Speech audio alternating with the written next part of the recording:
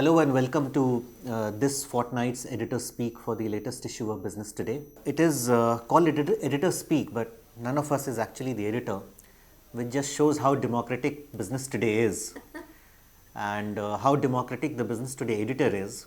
And I'm not saying this because appraisal season is around the corner.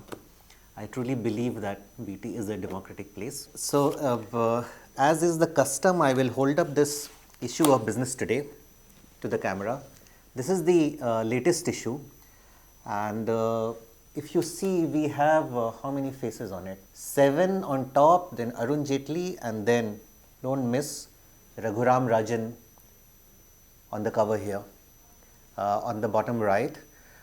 This is quite a feat because Raghuram Rajan, as you know, has been at the center of many things to happen not only in India but across the world. He foresaw the financial crisis. People who later on became the Fed chairwoman rather, she used to quote Raghuram Rajan earlier in her speeches after he made that point about the crisis setting in. So we have a nice interview with him, but the main course, of course, is the pre-budget story. This is BT's attempt to take a sneak peek at what the budget might have. In fact, I should rephrase that. It's more about what the budget should have.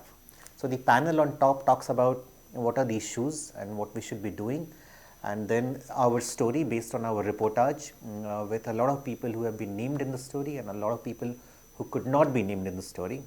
But we do believe that this sort of signals what the budget might do or not do.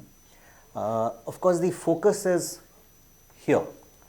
Job, and all credit to Shweta for figuring that out, that how job should be at the center of it.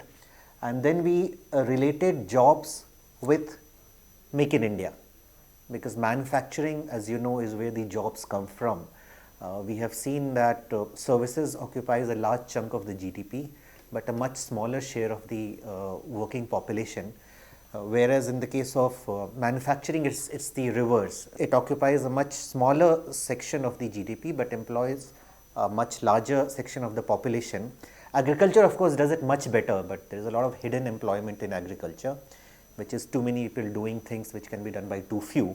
So our hope is manufacturing. So jobs and manufacturing, and therefore Make in India.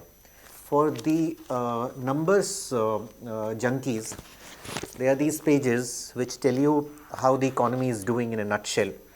In fact, I don't know if it's a nutshell because it spreads across 3 pages, but there is the economy for you. This is what we think is going to happen or should happen in the budget. This is the panel of experts giving its own views, but I will bring in Shweta to talk about how good our story is, because she really believes it. So do I, but she puts it across much better. Shweta. Right, Suveen. Thanks for that. And it's not only me. I think all of us have worked very hard on this story, and it's turned out to be the most comprehensive package that's out there right now, which talks about the economy, which talks about the most celebrated campaign of the Prime Minister, the Make in India campaign. And we set out actually thinking that let's write a story on Make in India, and then we got around to the gist of it, which is jobs, and that's why we are seeing the Prime Minister and the entire government machinery focus on making this campaign. Yeah, right. Absolutely. So, so it's a story that will break down for the reader, that breaks down for the reader rather what Make in India is all about, because that's the one question that we encountered in all our conversations and interviews with industrialists and SMEs and even economists, that what is Make in India? And I think that's been one failing of this government. While they have gone, their ideas are great, but when it comes to communicating the crux of the idea or how will they make it happen, they've really faltered. Anyway, so we've got access to some documents which and we've used that information to build our story. Right. So there's some very specific specific information that you'll get in here on how exactly does the government will make India happen. These are the things that Shweta is talking about, which runs across pages actually. And we've, it's broken down into sectors Right. on what are the deadlines that the government has set for different state governments and different ministries. Correct. What are the things that need to happen? We're talking about reduced custom duties, reduced excise duties, and so on and so forth. So, so it's the most comprehensive package. I'll say it Correct. once more. Anilesh, how delighted are you with this story? Yeah, I'm really happy with the way the things have shaped up in this story. I really like the way we projected that need of the hour is to create jobs. Absolutely. Be it in the labor-intensive capacities, or in the more automized capacities. The focus of the government should be in in the manufacturing sector. And when we spoke to Amitabh Kant, and his focus was also there, that more jobs needs to be created, and he was also admitting to this fact that India jumped from the agriculture economy to services, and they missed manufacturing in the leap. And now he wants to come back and do things. So when we talk about jobs, we also need to talk about the environment in which these workers or skilled workers would work. Absolutely. I, along with my other senior colleagues, Navin John and Venkatesha Babu, traveled to the different parts of the country. And So you went to Ludhiana. I went to Ludhiana. Venkatesha Babu traveled to South. That's right. Bangalore and in Tamil Nadu. Right. Navin John traveled to Gujarat. He also went to he went to Sanand and Surat. Surat. But what we have in the story is more the Surat bit. Surat bit, yeah. So what we all three came in consensus is that the conditions, the ecosystem in these hubs is not fertile for businesses. Like corruption is there, the infrastructure is lacking. Like in Ludhiana, we traveled with the industrialist Vijay Munjal. From his factory on the other side of the GT road to 4-5 kilometers away, a new focal point area in Ludhiana, we traveled in his Audi. So A6. A6. It's there in the story. So it's there in the story. So we counted. He's the guy who counts potholes. Yeah, he counted 62 potholes. My God. He says, if I have to invite an investor, there is no direct flight from Delhi. Correct. The railway station is in the middle of city, Right. which is densely populated. Correct. Then the infrastructure is poor. He doesn't have access to he is ready to spend money. Right. But he doesn't have, he can't create infrastructure on his own. No. How can he? It's not So yeah. the government's focus should be there in creating those infrastructure as well. So And 62 potholes on a stretch of just 4 4 kilometers. Yeah. You can find that in Noida also. Yes. Yeah. We're talking about Yes. Ludhiana, we're That's talking about right. NCR. And Absolutely. Ludhiana is one of the most polluted city, other than metros. Correct. So those conditions need to improve if they want to push manufacturing, and that should reflect in the manufacturing policy as well. It should. But it's still going to be a tightrope walk, as our story points out. As technology advances, and as it should advance, automation comes in, as it should come in, because if you want to really sell to the world, you have to be competitive, cost competitive. Absolutely. To be cost competitive, you have to be cost efficient, which comes with automation. So you cannot hold it against any industrialist if he wants to bring in robots to replace human labor. That's what Kiran Mazumdar-Shaw spoke about. Yeah. That Right. she It went has and to be done. expanded in Yeah. Malaysia than Yeah, India. that's right. Which is why, as our story goes on to say, that the government is now focusing more on the industries which might remain labor intensive. Yeah. For example, you can cut a diamond through laser, but you cannot polish a diamond through laser or through robots. It needs the dexterity of the human finger Absolutely. to do the polishing. Absolutely. So that is one. Of course, we point out, leather is another, and food processing and textiles is a big one. Which, I mean, it just sounds like we are sitting and talking 30 years back. We are going back to the basics. We are going back to the basics. We are going after the low-hanging fruit, Right. because these are the employment-generating sectors, as our story talks See, about. so in this story, we quoted several industrialists, and we also spoke to those guys whom we could not incorporate in the story. But the gist of the conversation was that, a skill development should be there for the labor, so that there should be a variety of labor which is available. If somebody wants to, take an order from US and manufacture teddy bears here during the Valentine Day, there is a surge in demand, but he can't engage labor for 3 months. Correct. So he should get that window. So government should also try and build consensus among states, so that labor policies can be reformed, so that they can hire people for short assignments. Right. So right now our labor laws are so difficult that Vijay Munjal told me that he can't even enter his premises alone. That's right. So those environments are required to be made more conducive. But if you talk about infrastructure, then which means what? The government has to increase public expenditure. Absolutely. So this budget will have to see more spends on public goods, which would mean infrastructure, because it benefits all. Roads and your highways, they have to get that back on track. Right. The entire infrastructure agenda has gotten derailed in the last 4 or 5 years, because the UPA completely curtailed that very crucial infrastructure, very crucial expenditure. And even in the last 7-8 months, the capex cycle has really not Seems to be picked going up. down actually. Absolutely, it's not really picked up. Just about salaries and pensions.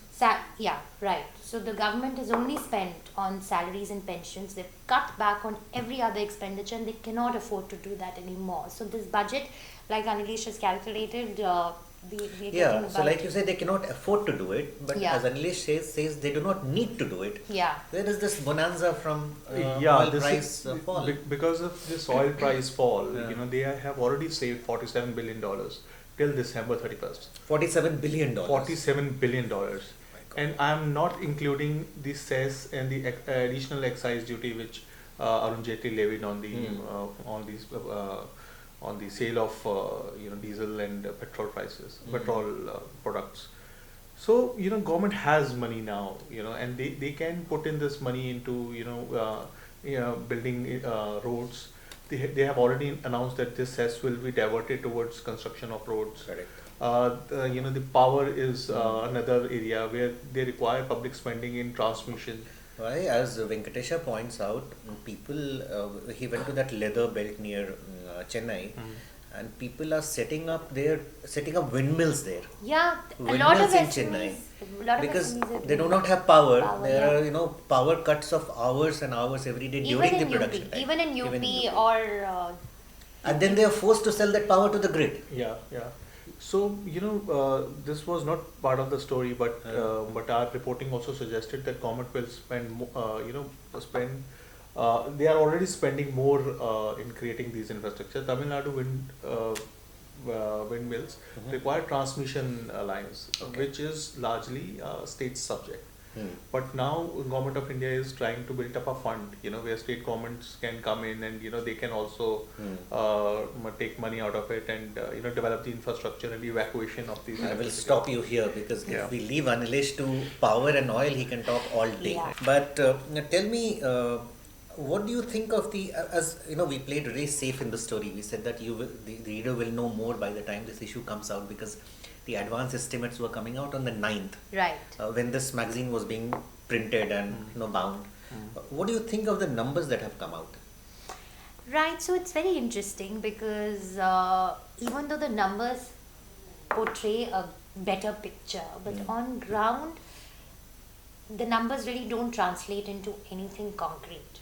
And I met Pranav Sen yesterday, and he was talking about the reason, the delay in using the new parameters to come up to calculate the GDP was one of the reasons was that the database, half the database which was required was available in PDF files, which were not machine readable. No way. In the government, right? So You're kidding. now they've made it into a more friendlier format, and that's one of the reasons why we are able to include data from not only the production point but the value addition point as well. Aren't we an IT powerhouse as a country? Supposedly yes, but that's how our government operates. So behind this entire the entire hype about the GDP numbers revision and so on and so forth, there's one very basic issue. So, and also demand is not picked up at all. Rural demand has dried up.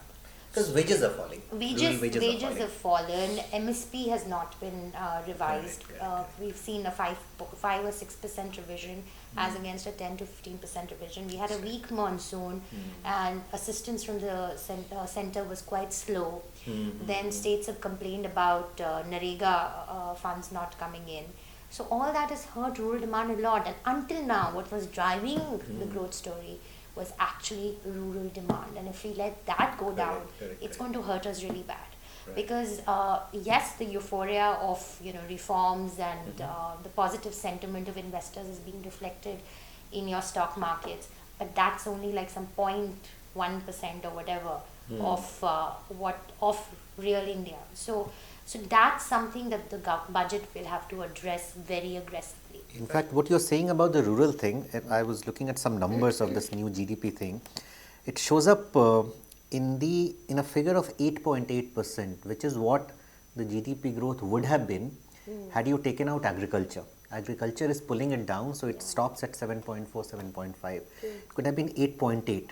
The other thing, which is not in the GDP numbers, is that tractor sales are falling. Which is a big, it's a huge negative. 8.3% decline in tractor sales in 1 month. Yeah. What will happen to all these guys, Mahindra and all the big guys and tractor? I mean, forget about Mahindra and the companies.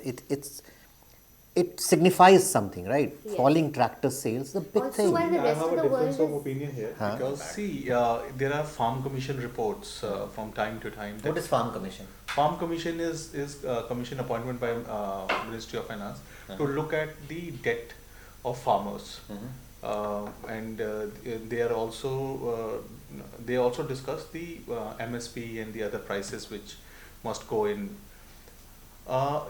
Farmers, there are specific cases, where farmers take, tractors when it is not even required, just to circumvent the loans, because they don't get loans for the farm and the other things. Okay. But for tractors, they get bank loans. Okay. So for the household things and other things, they used to buy tractors and then used to sell it in the open market. They used to get subsidies. So there are specific cases. So we should not include okay, so that's of course a very valid point. You said mechanization. Yeah, a valid point and a valid argument. However, I think across the world, farmers are going towards mechanization. In India, mechanization has been very slow. Right. And tractors was probably the first step towards really easing the life of the farmer on the field. So like for instance, when I went to Madhya Pradesh, they've set up these farm mechanization centers where you can rent equipment. Okay. So another thing is that states also have a very crucial role to play in how agriculture does, and in employing labor, because agriculture also involves skilling, and there are allied businesses that can come out of it, like food processing, which states like Madhya Pradesh are doing. So falling tractor sales, I think, is a cause of worry, because it shows that while we should be going ahead in terms of farm mechanization, increasing productivity, and if a farmer is not able to buy or even afford a tractor, then what are we talking about? Correct. Yeah. So yeah, I strongly believe on the similar lines. But the thing is that in India the farms are in much smaller size because of our Land Ceiling Act. When we talk about US, Canada, even Brazil, our neighbor Pakistan, they have bigger lands. So if you have bigger land, then farm mechanization becomes more efficient. No. So fair enough. I agree with that. But in general, yeah. Anilesh, I think to my simple mind, falling anything is bad Absolutely. unless it's falling poverty. Falling inflation and falling illiteracy, talking about falling crime rate. Talking about falling inflation, and that's one big positive that's Correct. happened Yes. with oil prices going down. But prices on the ground have not come down. So if you look at anything tangible, that's not happened. We've not seen more jobs. Inflation has not really impacted the common man. Correct. And so coming back to the story, the job at hand for the finance minister is pretty tough this time. Because In fact, you say coming back to the story, but that takes me ahead to another topic which we will come to in just a minute. Let's touch upon the revised GDP numbers that came out. So I mentioned earlier 8.8% it would have been the growth without agriculture. But you mentioned the falling inflation. Yeah. Now, what has happened is that real GDP has grown, but inflation has fallen. Yeah. So nominal GDP, which factors in inflation, is actually turning out to be less than what Mr. Jaitley had budgeted for in his last 10 July 2014 budget, which is going to again put pressure back on fiscal deficit, on expenditure, and it is going to make Raghuram Rajan think again. Absolutely. What are we going to do? He's the sobering voice in this That's right. entire. That's right. So at this rate, since we have just a few days ago we have come out with this new GDP calculation, when we have changed the base year and moved from a factor cost to market prices. Now I don't know how people are going to formulate a policy response based on these numbers. Correct. Yeah. Because we have observed it for 3 weeks, 2 weeks, something like that. We need a much longer time frame to actually observe and understand what is happening. What is happening? Everybody is Absolutely. confused about it. In fact, last year, if you see, we had a poor monsoon, but prices fell, which again is reverse. If it's a poor monsoon, prices should have gone up. And that's also hurt the Poor farmer. monsoon, less production, so high prices. High prices, but that didn't happen. So that's the logical way of going about it. But that didn't happen. Prices went down while we had a poor monsoon. So the farmer is definitely hurting a lot. And your rural growth is going to be a very important factor in how our GDP numbers fare. Now back to what I mentioned a bit earlier. Prices, and I think some papers also reported that despite falling inflation indices, there had been 100% rise in prices of vegetable and some other things. Yeah. Now, I also wrote that. Now, you also wrote Yes. that. And which would have been a big factor in the Delhi election results. Arvind Kejriwal kept talking about, महंगाई तो कम नहीं हो रही. Of course, he says सब मिले हुए हैं, but then महंगाई तो कम नहीं हो रही, ये नहीं हो रहा, वो नहीं हो रहा. What do you think, Anilesh and Shweta, what will be the impact of the Delhi election results? And some result it is 67 out of 70. Mind blowing, absolutely. Could this affect the budget making process in some way? Absolutely, it will. I met a senior official in Finance Ministry yesterday. Yeah, so I could gather this sense that now this budget could be more inclusive. It would have more poor oriented policies. They have realized that in last 9-10 months, whatever reforms they were talking about, whatever ease of businesses they were talking about, this only caters to elite amongst the urban consumers. So it is not trickling down to the bottom of the pyramid. So now the sense I'm getting from these officials in the Ministry of Finance is that there would be a more focus on more social sector schemes and other things. So in fact what you are saying is of course quite something, but the fact that you met him yesterday, right? Yeah. 11th February. 11th The February. fact that on the 11th of February they are still making changes to the budget. Exactly. And this kind of philosophical changes. So while Anilesh is making this point, I spoke to a few people, and my sense is that we will see minor tinkering, but hopefully this will prod the government into sticking to its reform agenda. And because there is a consensus that we need to be doing this and we need to be pushing through reforms, and that's what got us the majority and the Could it push the government towards populism? Kejriwal is about free bijli, free pani, free Wi-Fi. Yeah. In fact, there is the joke going around that all these people will now meet on the Delhi-UP border. They have Free laptops that side and free Wi-Fi this side. True. Kejriwal has done something very smart. He's fused Congress's populism and BJP's governance plan. Correct. And that's what, because reforms are very difficult to sell. Reforms are a hard sell. So this guy, he's done a good job. He's done a fantastic job of that. So the budget, hopefully it will not derail the reform agenda. Hopefully it will not happen, and I don't think that will happen. However, we will see more emphasis on direct benefit transfers. We will see more emphasis on, like Anilesh pointed out, perhaps some new schemes that could benefit, the people at the bottom of the pyramid, and rightly so. But we have to also remember that the Prime Minister has been saying this all along. So it's Yeah. not a reaction, not a knee-jerk Correct. reaction to this budget. I think if anything, it will motivate them to go forward with their reform agenda. I just hope that they communicate it. Ministers are also very wary of communicating what exactly is it that they're doing, and because all the decisions, it's a very centralized decision-making process, which could lead to a policy paralysis of a different kind. This is something that we had spoken about even 7-8 months ago, and we're going to see this pan out, that ministers are very wary of really coming forward and saying things or even taking decisions. So because everything is being run out of the PMO, that's going to have a consequence. So this is not a budgetary concern to address, but we need to see more democracy within the government. On that note, with that thought, let's close this discussion. There is a lot more in this issue of business today, but I will leave it to you to find out the terrific stories. I mean, other than what we just discussed, 50 rupees, you couldn't have spent it better. Bye.